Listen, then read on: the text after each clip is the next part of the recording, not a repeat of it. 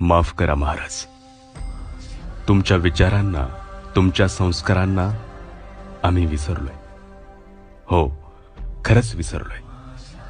अहो, ज्या चारित्र्य संपन्न राजाचा आदर्श आज जग घेतोय, त्याच तुमच्या महाराष्ट्रात लेकी बाळींवर दिवसा ढवळा अत्याचार होत आहेत. कुठे कोणा लेकीला जिवंत पेटवल्या जातं, तर कुठे धार्मिकतेच्या नावाखाली चिरडल्या जातं.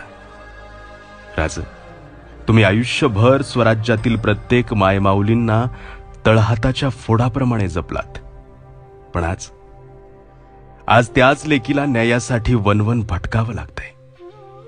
का, कशामुळे माहिती नाही. राज, लहान तोंडी मोठा घास घेतोय. आता तुम्ही फक्त राजकारणापुरते मर्यादित राहिलात राज.